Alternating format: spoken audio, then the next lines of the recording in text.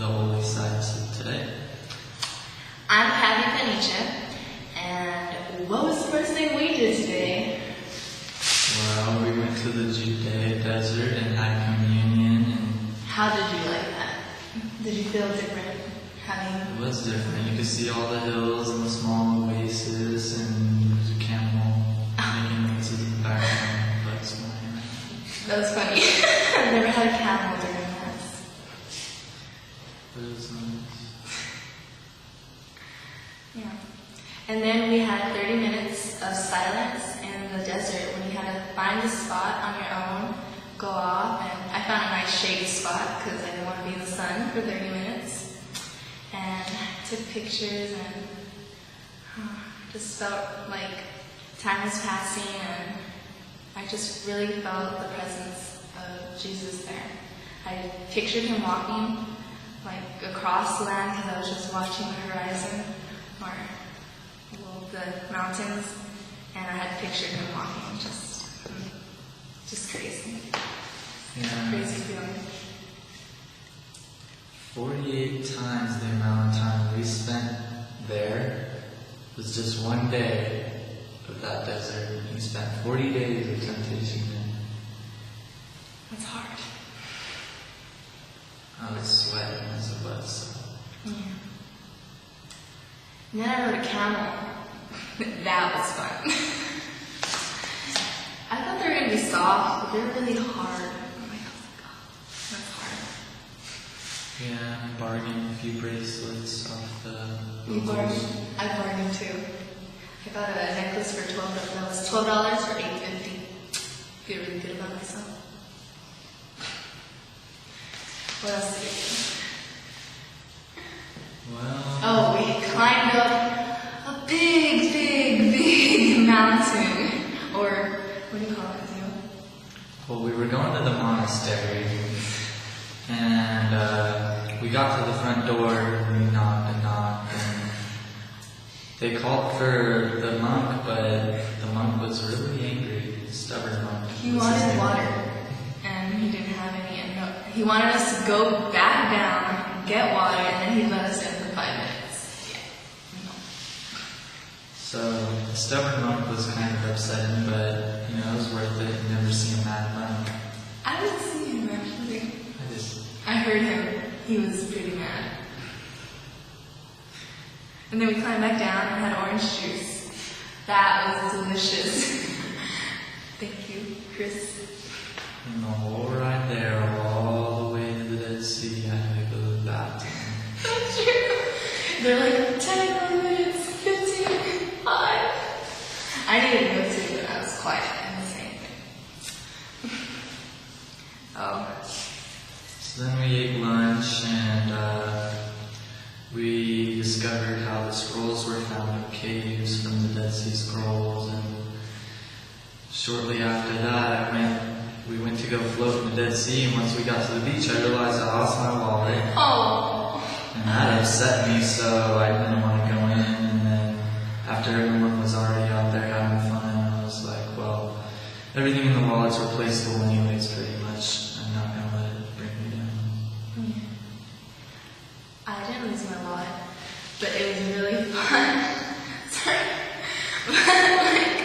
Okay, so everyone was just walking in. When I got to the beach, a lot of people were already inside, and you could see them far away. It looked like a normal beach, everyone was just there. I thought it was going to smell bad. It didn't really smell bad, so I was like, yeah. And then I swim, kind of waddle my way out there. My feet go up, and my face goes down, and I taste the water. It's nasty. I couldn't get it out of my mouth, and they said, don't touch your face, so I was just spitting. But yeah, it was so hard.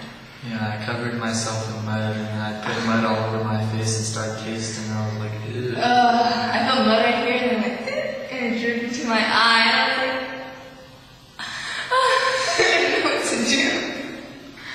Yeah, the mud was pretty cool. Yeah, Chris lathered himself with it.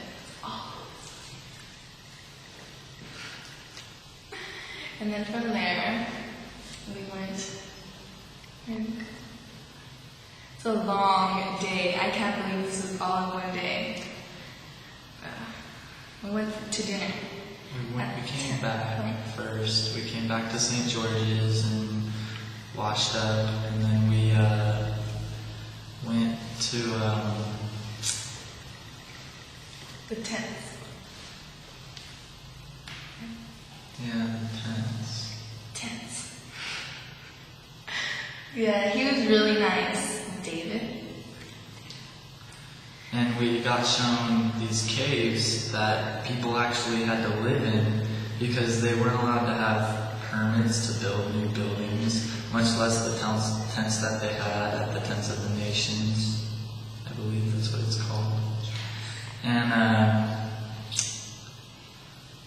the caves were like really peaceful, and it wasn't too hot or too cold, and it just felt really calm. It was this big circle, and we were just sitting there. It was upsetting though to see that he was getting closed off from the world around him, and he has to use resources like collect rainwater just to water his plants to feed himself. He's trying to be self-sufficient, and it's pretty hard, especially when you're just out of nowhere. You can't have electricity, so he has this generator. It's pretty sad. It's like, wow. But he seems very calm about it, and he's pretty cool about everything, which was nice. And he wanted to, he was saying how he, what was he saying? That he doesn't want to like focus on the bad things. He wants to focus on the good things, or trying to get stuff going. He wants to bring the faces together, in other words, is what he said. And even though he had very little and worked very hard for what he has, he still had the courtesy enough to share dinner with us. Yeah, it was nice. I've had pitas for every meal. I had like 2 slices of like pitas, I think. Well, it's a lot of pita bread. Yeah, but I like it. But when I walked in these shoes, I didn't know we were walking. And yeah, it was pretty hard walking in these shoes. But it was okay. And then we got back here to St. George's College. Everyone was exhausted. Still are. Everyone else is probably sleeping right now. So We're not. Alright. But that's what my day consisted of. And I hope you enjoyed it. We're looking forward to the next.